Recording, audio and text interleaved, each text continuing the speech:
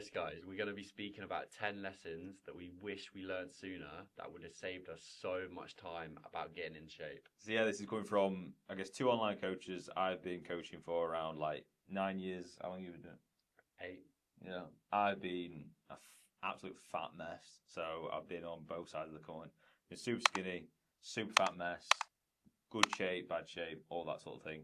So yeah, I'm going to run you through everything sort of like step by step, sort of like the things that we've learned, and I guess the mistakes we've made essentially.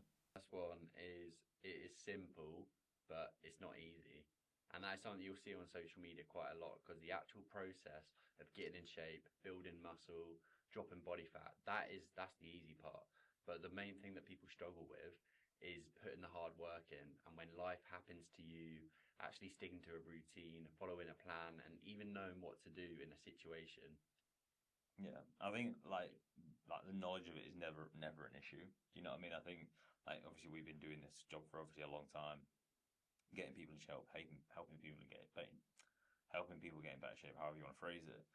Everybody I speak to say, I know what to do, but obviously the issue is, well, you're not doing it. And obviously, where does that, obviously, what's the gap?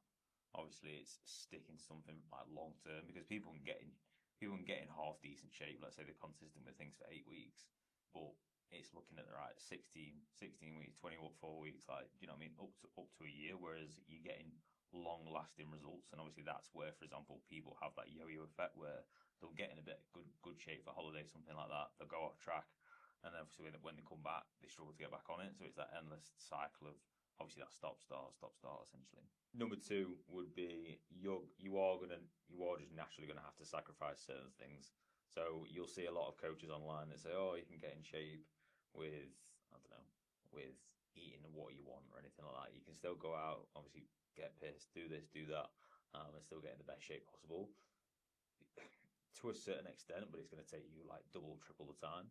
So it's like if you are serious, if you want this specific result that you're after, whether it is obviously dropping a lot of body fat, like getting shredded, whatever it may be, you are going to have to sacrifice like meals out, like nights out with the missus, like whatever it may be. Do you know what I mean? Like yes, for example, you can do it with keeping boozing and stuff like that, but like it does just drag the journey out.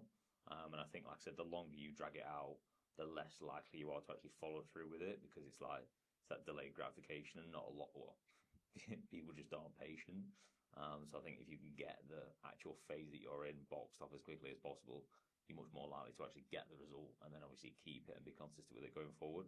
Whereas if you obviously do, you obviously your nights out and this and that every weekend, it's like yes, you'll make progress, but it'll be a lot slower, and the chance of you losing motivation obviously increase substantially. So I think, yeah, just making sure that you do realize if you are serious about this and you do want this result, you are going to have to sack certain things off. You're going to say no to a lot of different things, and it's going to be difficult because misses might get on your back, your boys might get on your back. But it's if you want it, like it shouldn't be an issue. Yes, it's hard, but it always comes down to like, for example, how bad do you actually want that result that you're actually striving for, essentially, I would say. I think a good point in that is I kind of say you got to like earn that balance because if you're not in shape where you want to be and you're not happy with that, then that's the key priority to change that. You've already had too much fun. Yeah, yeah, exactly. And you got to understand like stuffing's got to change for you to get to that point. But when you finally get to a point where you're happy with the shape you're in, it's a lot easier to maintain that and then have a bit more balance. But if you're trying to have balance from the get go, then you're just going to long out the process and it's just going to be not as productive as it can be. So you can't have like your cake and eat it because people throw around the term balance, and nine times out of ten, if you want a high quality result, you're not going to have balance. Like there's going to be seasons where you're just pretty locked in and trying to get that result, and then maybe the next season you have a bit more balance on the weekends. But it's earning that right to have these like off plan meals, have drinks at the weekends, and being smart about it, and then just making smarter choices that's going to help you in the long term with that result. And then within that point as well leads on to the next one pretty well. Like you've always got more weight to lose initially than you think. Because that we speak to a lot of guys that think, oh yeah, I just need to lose like a couple kg, like 3, 4, maybe 5 kg, but often you need to lose like double that to even get down to a body fat percentage where you're looking lean. You're looking, you can get your physique down to a blank canvas, and then see what you're working with. Because the best thing is, if you don't know whether to like bulk or cut, 9 times out of 10, if you can't really see your abs or anything, it is good to do a cut and actually get your physique down to a blank canvas, and then you can build upon that point. Yeah, I think even like when we did that shoot, I think I got to a point where I was like 78 kilos, and I thought, right, I'm super lean here. And then obviously my coach was like, we've got another 6 kilos to go. And I didn't think I had much left to lose. And then it's like, it is literally crazy. Yeah. Like, oh shit.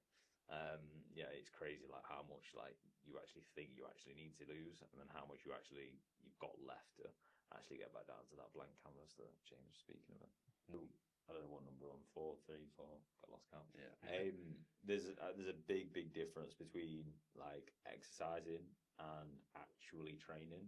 So a lot, like again, with obviously our jobs and stuff like that, we'll speak to a lot of people on a weekly basis, and I'll hear from people all the time that like, oh, the training is not a problem, it's the diet and it's this and it's that. Like, it's never the training that's the issue. Well, in reality, yeah, to a certain extent, like people know how to train. It's not difficult, and it's probably easy to be consistent with because it's obviously a little bit more enjoyable than trying to stick to a diet, right?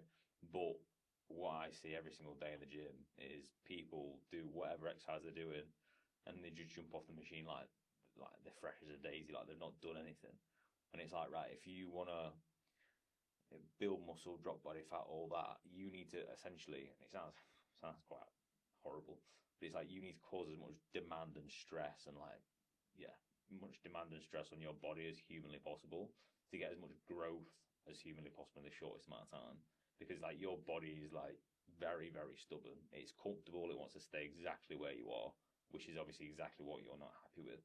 So it's like, in reality, in order to force that change, you need to force your body to adapt and to grow, right? And the only way it's going to do that is if you're progressing every single week, if you're forcing your body to push a new stimulus every single week. So you progress in all your lifts, you work into complete failure, so you've got nothing left in the bloody tank.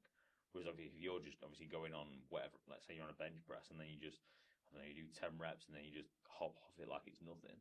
And it's like, well, your body's got a lot more reps in the tank, so it's not really needed to grow more muscle tissue to withstand that actual tension that you're putting onto it. And the reality of that, if you don't do that, you'll be one of those guys that looks the exact same every single year, where you just go into the gym, go through the emotions, and don't push yourself past that point.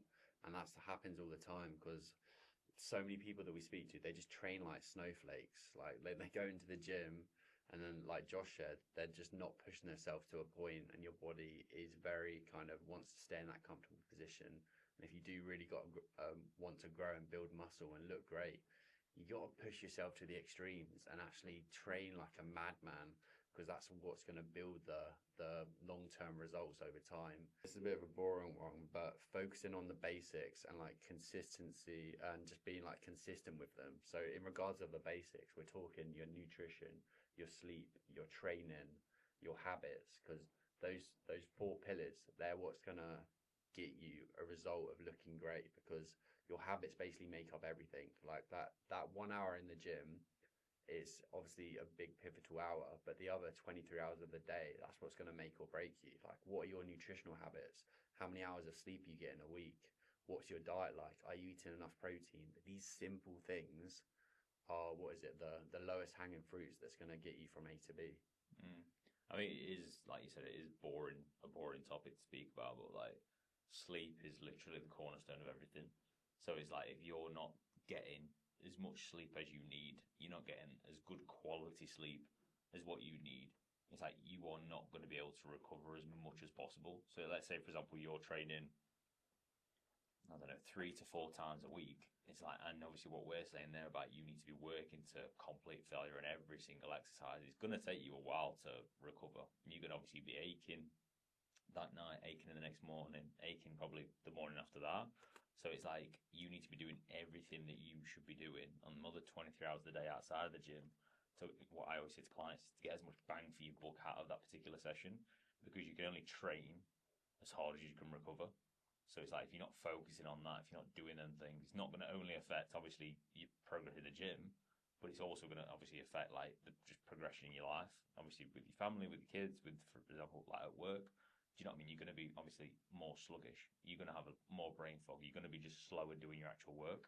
So it's like always have that in your mind as well. Do you know what I mean? It's like, right, if I could be just pushing and pushing and pushing in the gym, but it's like sometimes less is more. And it's like I said there, you can only train as hard as you can recover. The nail on the head there, and that leads well into the next one about supplements come last, because you need to master these basics, which Josh just literally spoke about, until you can even think about the next steps. Because especially in this day and age, everyone wants quick fixes. They want some kind of magic pill that's going to get them lean.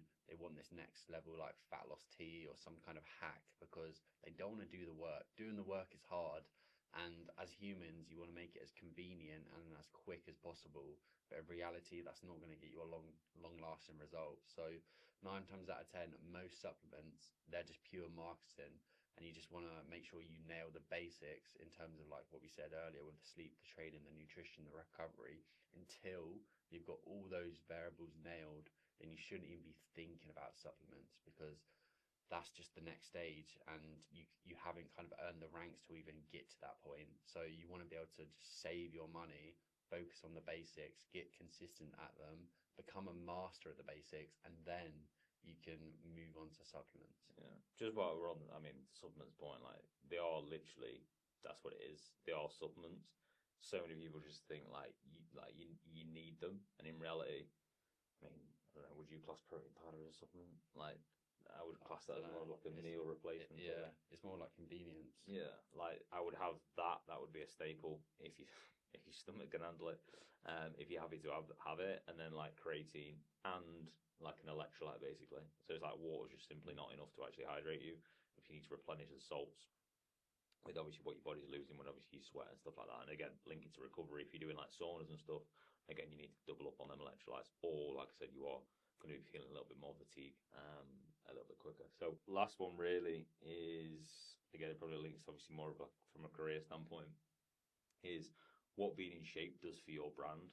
So say brand there, it sounds like obviously your personal brand and stuff like that. Yes, it can link to obviously you owning your business, but again, even if like you're employed and stuff like that, it's also going to link to sort of like how people view you in the workplace.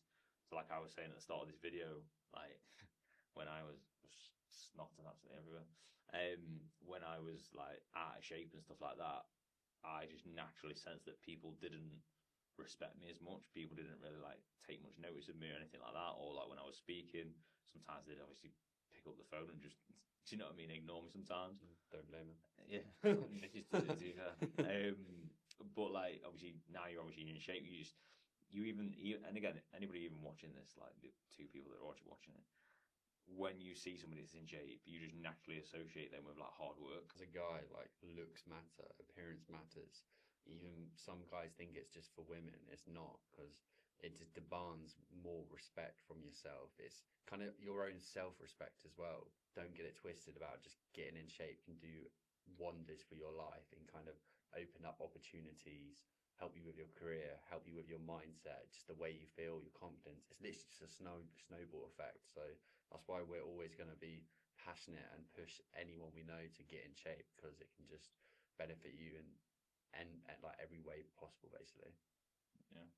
So yeah, that's basically some lessons that we learned over our years. So hopefully you found that valuable. And if you're new here, drop us down a little like, anyone watching this, like the 2 people, and drop us a subscription. And we'll see you guys in the next one. Nice. Peace.